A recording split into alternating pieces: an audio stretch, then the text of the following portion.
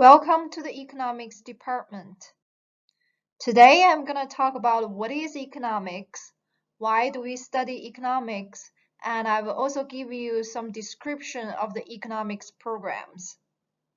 What is economics? So here is a list of things that we study in economics. For example, consumption and production, and we look at the price level, right? And we look at inflation, which is the steady increase in price.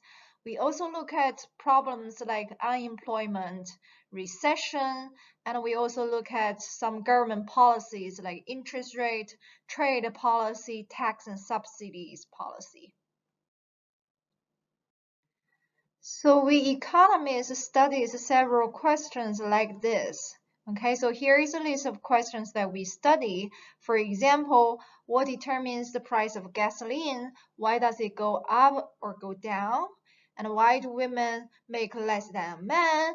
And for example, what causes economic recession and how to reduce unemployment? And what is trade war? Is it good or bad? Economics studies how a society manages its scarce resources to satisfy human desires. So we say we have unlimited wants, but we only have limited resources. So we need to make a choice, either as an individual or as a group. Okay, so for example, if you want to watch a sport, at the same time you want to play with your dog, you have to make a choice, right? Because you only have limited time. And as a group, for example, a couple will have to decide how many kids they want to have because they only have limited resources. And a firm, for example, will have to decide how many donuts, for example, they want to produce. So this, and we also study how these choices affect society. Why do we study economics? First, from a scientist's perspective, we want to explain the economic events and predict what will happen. For example, why water is cheaper than diamonds, why gas stations locate right next to each other, and why the price is lower when you purchase in bulk. Okay, and we also tend to be some policy advisors, prescribe how the world should be. For example, we might come to the conclusion that the government should not raise the minimum wage, and we also might want to come to the conclusion that government should or should not start a trade war, and also whether the government should build a high-speed rail. We also integrate other subjects in science. And in particular, we use mathematics to build our economic model to represent reality. And we also test the prediction of our model using data. So here you need to have some knowledge of statistics and computer programming. One thing that we want to stress is that at UWindsor Economics department, we have very high faculty to student ratio. So we actually have 1 to 9 compared to the ratio for faculty of science as a whole, which is 1 to 16. And for the entire University of Windsor, faculty to student ratio is 1 to 26, which means that we have very small class and you will have more interaction with professors and you will get more attention from professors and you will get a lot more research opportunities.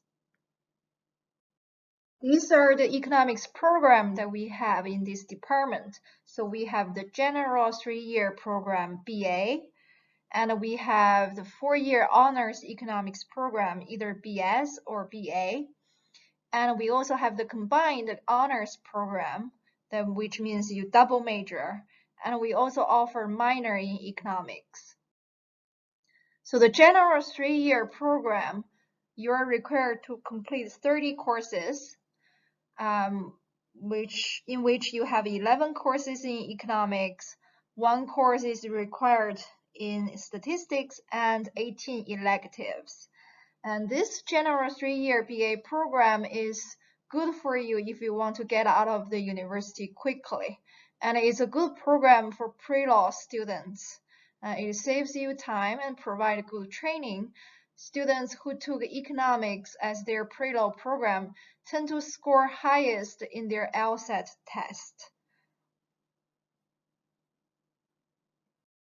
The Bachelor of Arts honors program requires you to complete 40 courses, in which 20 courses in economics, 2 courses in mathematics, 1 course in statistics, and 17 electives.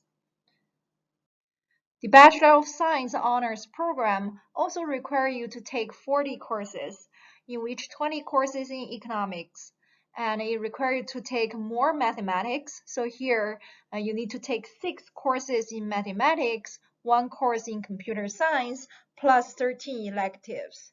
And note here, the prerequisite here, you need to have a minimum 70% average of all science and math courses to get into this program.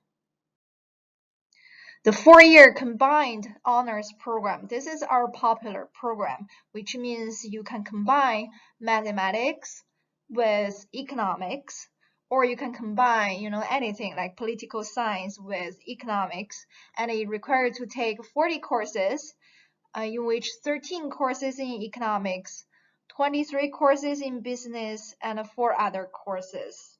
So this is popular major for business students, and also it requires you minimum 70% in at least one grade 12 UMath course.